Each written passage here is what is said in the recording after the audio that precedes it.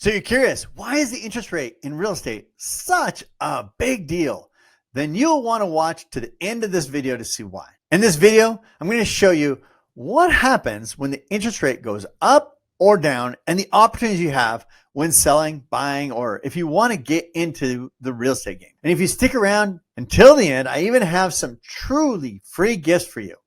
And if this is your first time to this channel and you want to know the principles and wisdom that makes people win in real estate, then subscribe below, tap the bell for notifications so you can be the first to know about winning in real estate. Take advantage of my network near you, and I even have some truly free gifts for you from Redding. My name is JR with Living in Redding. We get calls and emails every day from people just like you looking for wisdom in real estate, looking for a world-class agent in their area, and making the move to Redding. And we absolutely love it. Whether you're moving in 9 days, 90 days, or even 900 days, we are honored to serve.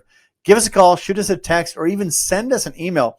All the information is in the description below so you can have a 5-star experience living in Redding where the world wants to live, or maybe you want to access one of my world-class agents in your area. Now, as I mentioned, I get a lot of questions about what the change in interest rates means and why is it such a big deal? Well, first, the buyers.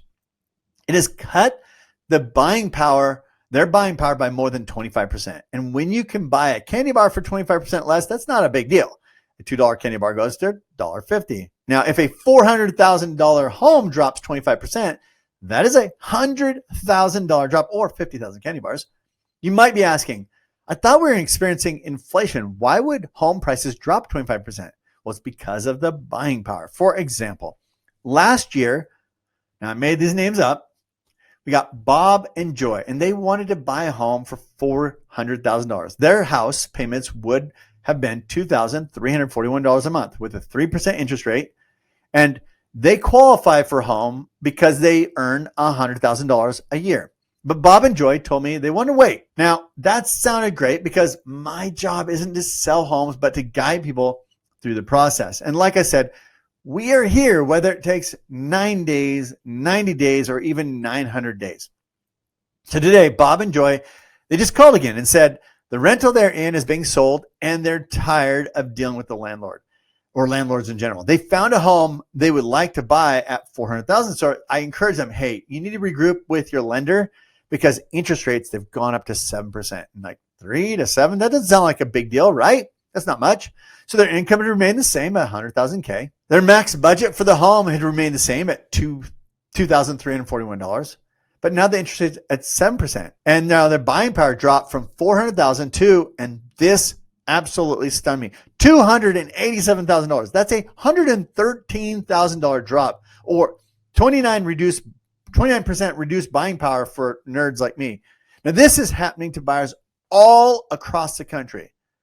Well, next, for sellers, what is this doing to home prices? And how does it affect home sellers? When interest rates first started increasing, we saw very little change in the pricing for the first few months. The market momentum had continued to push buyers, and buyers were still willing to overpay for homes, even though the interest rates were going up to 5% at that point. Now we're nearly 9 months into this interest rate hike, and we're seeing prices drop at a rate similar to the drops of 2009. Now, my selling clients, Gary and Mary, I also made up the names, they planned to sell 9 months ago, but they had a lot of work to do to get the home ready for sale. Now, then a nearly identical home sold next door for $400,000 9 months ago. In our previous example, the buyer's monthly payment was $2,341 for a $4,000 home, which means if a buyer pays the home at 7% interest rate, they would be paying now $3,267 a month. That's almost $1,000 more. So sellers are now making hard choices. Now, number one, they could discount their home deeply to meet the buyer's buying power. Number two, they can stay in the homes. And number three, they can rent the home out since the monthly payment is so much lower than the current rents. Now, many sellers are now opting to take their homes off the market and either rent or stay. That's causing another housing shortage, actually. And the ones that are selling are discounting. And today, I have clients that are now picking up some great values for homes. Now, there is still good news for sellers. Since 2020, the prices increased nearly 30%. But it looks like this interest rate hike could potentially wipe out the gains of just the last 2 years. And we shouldn't see a 50% drop like we saw in 2009, but a 30% drop is possible when you consider the buying power of buyers today. And there is more good news for sellers. For those that have the mindset to own rentals, rentals will continue to have a high demand over time. Cash flow wins in every market, and we are facing inflation, which will keep rentals strong. And nationwide, the percentage of home ownership is actually also dropping, and the number of renters is increasing. This is more supply and demand that is the owner's friend.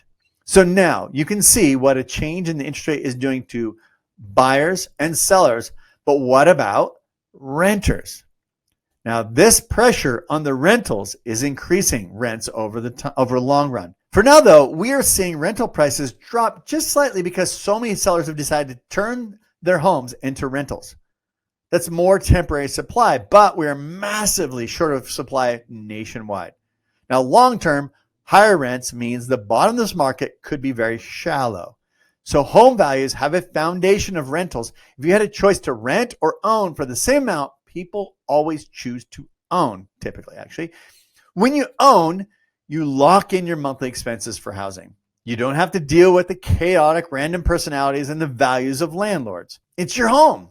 And owning a home actually changes the net worth of an individual by 40 times. That's right.